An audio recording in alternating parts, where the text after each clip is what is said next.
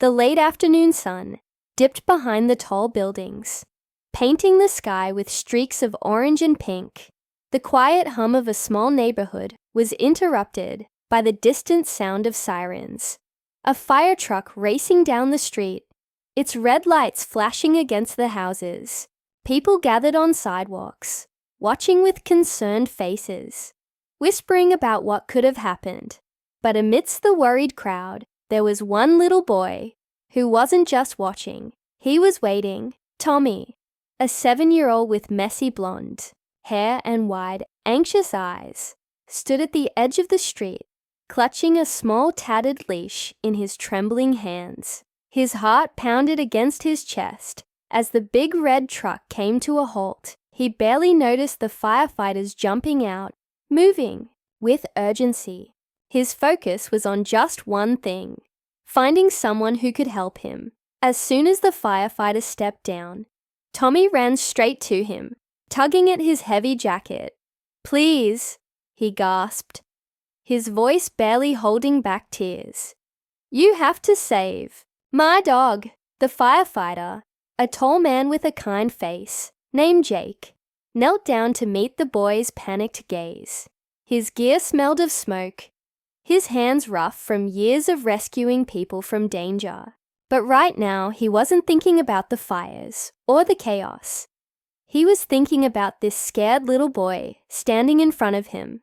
"Slow down, buddy," Jake said gently. "What's going on? Where's your dog?" Tommy turned and pointed to the small 2-story house behind him. Thick gray smoke curled from an upstairs window, and the sound of crackling flames echoed faintly.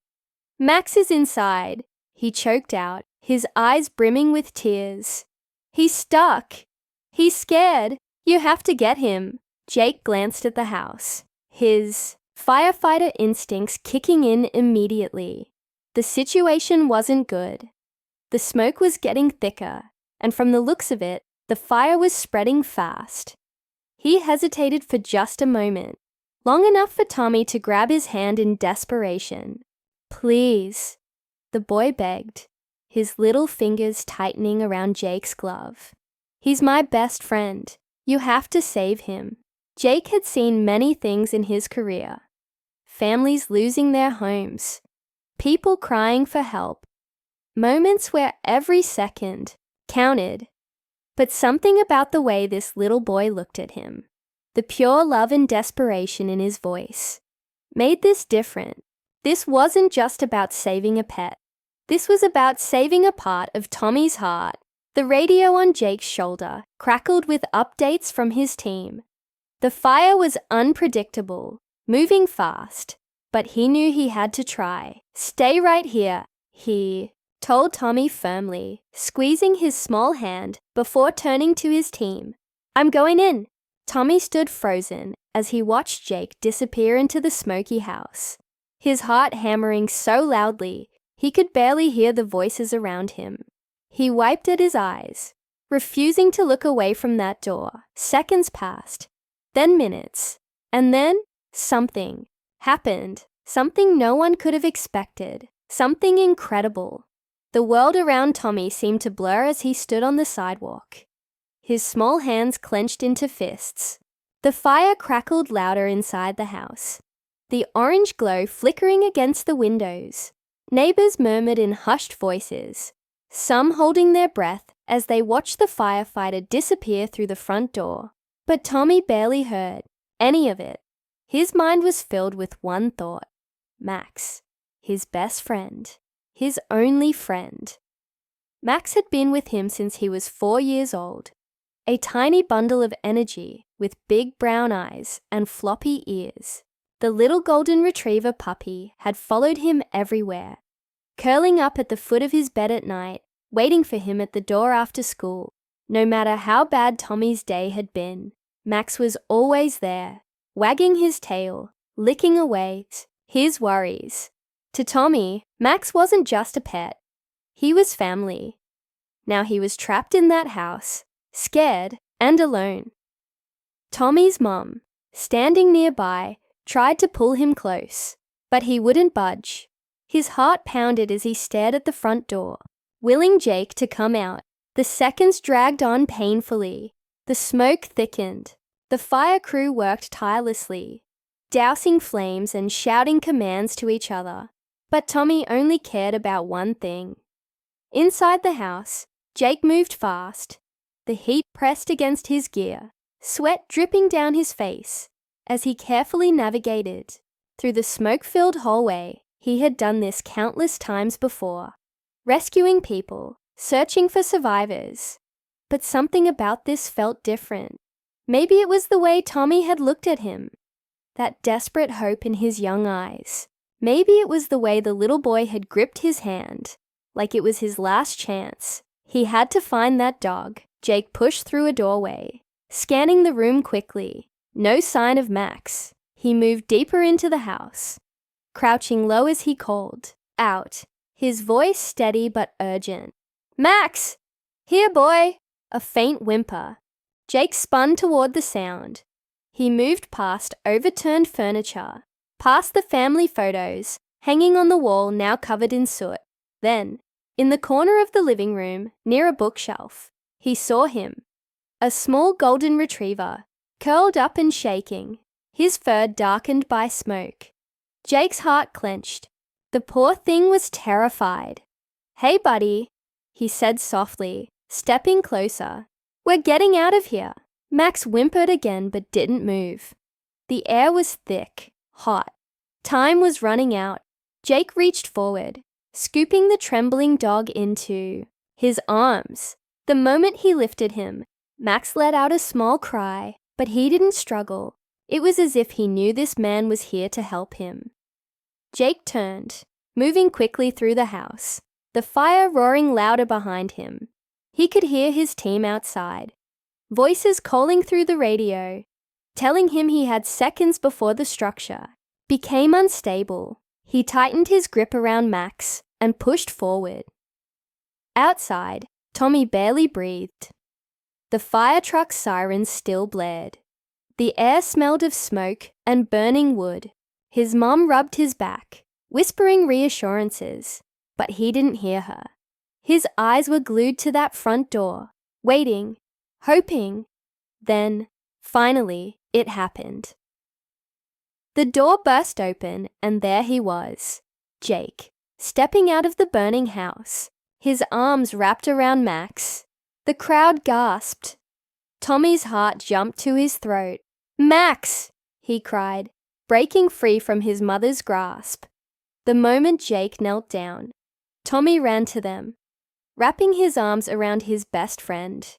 Max was coughing, his fur covered in soot, but his tail wagged weakly, and he licked Tommy's cheek, as if to say, "I'm okay." Tears streamed down Tommy's face as he held on to Max, burying his face into his fur. "I thought I lost you," he whispered. "I thought you were gone."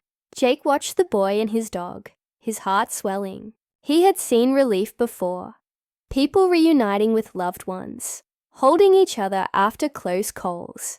But this was something else. This was pure love. Tommy finally looked up at Jake, his eyes shining with gratitude. "You saved him," he said, his voice breaking. "Thank you." Jake smiled, reaching out to ruffle the boy's hair. "That's what we do, buddy. We help each other." The crowd erupted into cheers, the neighbors clapping, firefighters patting Jake on the back. Tommy's mom wiped away tears as she hugged her son and Max tightly. The tension, the fear, the uncertainty, it all melted away in that moment. But just as relief settled in, something unexpected happened. Max, still in Tommy's arms, let out a small bark, then another. But this wasn't just a normal bark. It was urgent, alert, as if he was trying to say something. Jake frowned. "What is it, boy?" Max twisted in Tommy's arms, looking toward the house. His tail wagged once, but his ears flattened in distress. He let out another bark, his body tense, and then it hit Jake. The fire wasn't over yet. Something, or someone, was still inside. Jake's stomach tightened as he followed Max's gaze back to the house. The fire was still burning, flames creeping higher, but something in the dog's behavior made Jake hesitate. Max wasn't just barking out of fear. He was trying to tell them something. Jake turned to Tommy, who clung tightly to his dog, his face still streaked with tears and soot. "Tommy," Jake said carefully, "is there anyone else inside?" Tommy shook his head quickly. "No, it's just me and my mom at home today." Max was the only one in there, but Max barked again, this time more insistent. He struggled in Tommy's arms, twisting toward the house. His tail flicked anxiously, his ears perked. It was like he knew something they didn't. Jake exchanged a glance with his fellow firefighters. They had done one final sweep before pulling out, but sometimes in the chaos, things got missed. Jake wasn't one to ignore instincts, especially not a dog's. "I'm going back in," he said, already moving. His captain called after him. "Jake, we just cleared that house." Jake didn't stop. "Then I'll clear it again." Tommy watched with wide eyes as Jake ran back toward the burning house. His chest tightened with fear, but deep down, he trusted Jake. He trusted Max. Smoke curled out of the doorway as Jake ducked inside, his heart beat loud in his ears. The fire was getting worse, but he moved fast, checking each room again. The heat pressed against his gear, his breathing slow and steady as he searched. Then, just as he was about to turn back, he heard it, a faint, muffled noise. His head snapped toward the sound. He moved toward a small storage closet near the back of the house, kicking the door open. There, huddled in the corner, was a small kitten, no more than a few months old, trembling in fear, its tiny paws pressed against its face. Jake exhaled sharply. That's what Max was barking about. Carefully, he scooped up the kitten, tucking it close to his chest. "It's okay, little one," he murmured. "I got you." With the kitten safe in his arms, he pushed back toward the exit. The fire roared around him, but he kept moving, his eyes locked on the door. The moment he stepped outside, a fresh wave of cheers erupted. Tommy gasped as he saw Jake emerge, but his eyes widened even more when he spotted the tiny kitten nestled in his arms. "A kitten," he whispered in amazement. Max barked excitedly, his tail wagging, as if proud of himself for sounding the alarm. Jake knelt down, handing the kitten to one of the paramedics. "I think someone must have left her behind. Or maybe she wandered in, somehow. Either way, your dog knew she needed help." Tommy looked at Max with awe. "You saved her," he whispered, scratching the retriever's ears. "You knew." Max licked Tommy's face, as if to say, "Of course I knew. That's what best friends do." The fire was finally under control. The damage to the house was serious, but everyone was safe. That was what mattered most. Later, as Tommy sat on the grass, Max curled up beside him, and the little kitten nestled in his lap. He looked up at Jake. "You're a real hero," he said, his voice full of admiration. Jake smiled, shaking his head. "I just did my job, kid. But I think the real hero here is Max." Tommy grinned, hugging his dog close. "Yeah," he agreed. "He really is." As the fire trucks began to roll away and the neighbors returned to their homes, Tommy glanced down at the kitten, who purred softly in his hands. "Do you think she has a home?" Jake glanced at Tommy's mom, who stood nearby, smiling. "I don't know," he said, "but I think she might have one now." Tommy's face lit up. He looked down at Max, who wagged his tail, and then at the tiny kitten, who snuggled deeper into his arms. "Welcome to the family," he whispered. And for the first time, that day, everything felt just right.